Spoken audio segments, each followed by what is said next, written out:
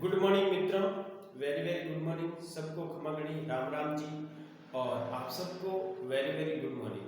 और मुझे ये भी विश्वास है कि आपकी पढ़ाई बहुत अच्छी तरह से चल रही होगी और गणित की प्रैक्टिस क्वेश्चन की आप बहुत अच्छी तरह से कर रहे होंगे। ऑल सब्जेक्ट आप बराबर पढ़ रहे होंगे क्योंकि अर्धवार्षिक की परीक्षा आपको नज़दीक होते हुए आप बहुत अच्छी तरह से पढ़ाई कर रहे हो। और इसी के साथ मुझे पूर्ण विश्वास है कि जो मैंने क्वेश्चन दिए प्रैक्टिस के लिए वो आप क्वेश्चन किए होंगे। और अब देखो क्वेश्चन 9th वाला क्या कह रहा है।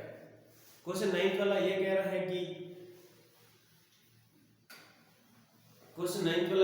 है कि आपके दो व्यास से सिरों से खींची गई स्पर्शरेखाएं हमेशा समांतर और बराबर होती हैं और किसी भी अपन पॉइंट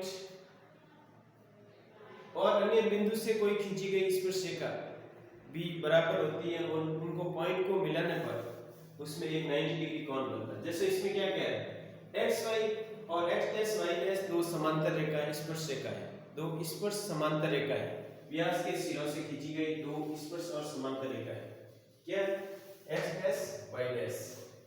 और ओ वाले वर्त पर दो समांतर स्पर्श रेखा स्पर्श बिंदु पर अन्य कोई स्पर्श रेखा ए बी और एक्स वाई को ए बिंदु पर एक्स वाई का और बी बिंदु एक्स डैश वाई डैश पर बी बिंदु को एक प्रतिच्छेद करती हुई एक स्पर्श रेखा खींची गई जिसका स्पर्श बिंदु सी है।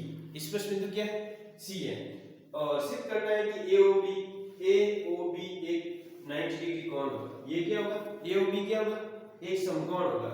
तो अपन जानते हैं कि ओसी ओए ओबी को मिलाने पर हम जानते हैं कि बाह्य बिंदु से किसी भी वर्ग पर स्पर्श रेखाओं की लंबाई समांतर होती है। बाह्य बिंदु से स्पर्श रेखाओं की जो लंबाई है वो हमेशा समान होती है। जैसे ओसी ओक्यू ओपी ये आपस में क्या है? समान है। तो इसी प्रकार अब बाहर के कोई भी बिंदु से अपन स्पर्श रेखा पीए और एसी पर स्पर्श वर्ग पर खींची गई पीए बराबर सीए, ये वाली दूरी और ये वाली दूरी हमेशा समान होती है। इसी प्रकार QB और QC की दूरी भी समान होगी। तो ये उभयनिष्ठ बिंदु हो गया।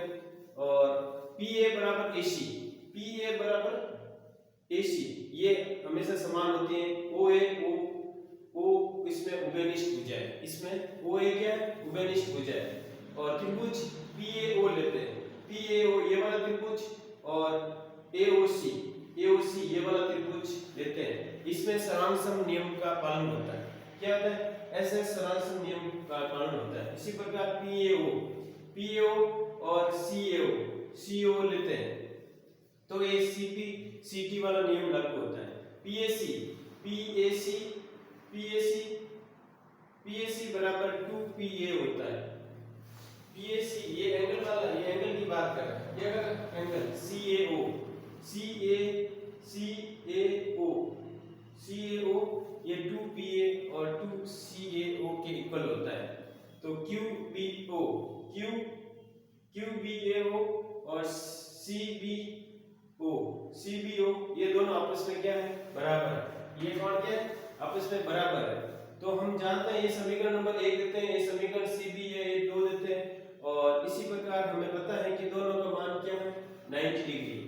90 डिग्री इसका मान देखो,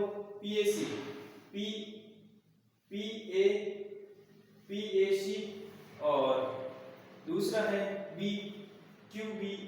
QBO दोनों 90 डिग्री के एंगल है। ये क्या बन रहा है? 90 डिग्री बन रहा है। इस पर क्या बन रहा है?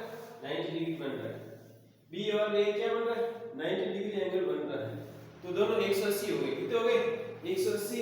इसी प्रकार देखो इसको अपन समीकरण 1 और 2 से अपन क्या पता लगा सकते हैं कि समीकरण 2 और 1 से अपन पता लगेंगे कि तीनों कोणों का योग करने पर 180 के इक्वल होता है। और इसका मान अपन जानते हैं 90 डिग्री होता है। 180 में से 90 निकालेंगे तो AOB कितना आ जाएगा? AOB 90 डिग्री आ जाएगा। AOB कितना आ जाएगा? 90 डिग्री आ जाएगा। इसी प्रकार ये सिद्ध हो गया कि इसमें जो कोण है वो AOB 90 डिग्री का है। कौन सा है? ए होगी कितने का 90 डिग्री का है। ये बात आप ध्यान रखोगे। और इसमें ये भी ध्यान रखना है कि हमेशा व्यास के सिरों से खींची गई स्पर्शरेखा समांतर होती हैं और इस पर हमेशा 90 डिग्री का कोण बनता है।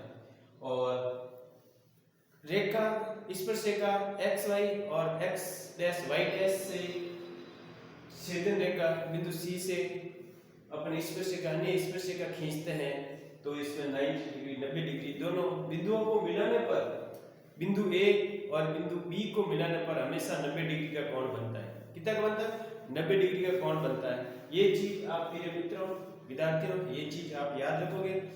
थैंक यू मित्रों। इसके साथ अपन आगे और क्वेश्चन करते हैं, उसके बाद आगे वाले चैप्टर करेंगे।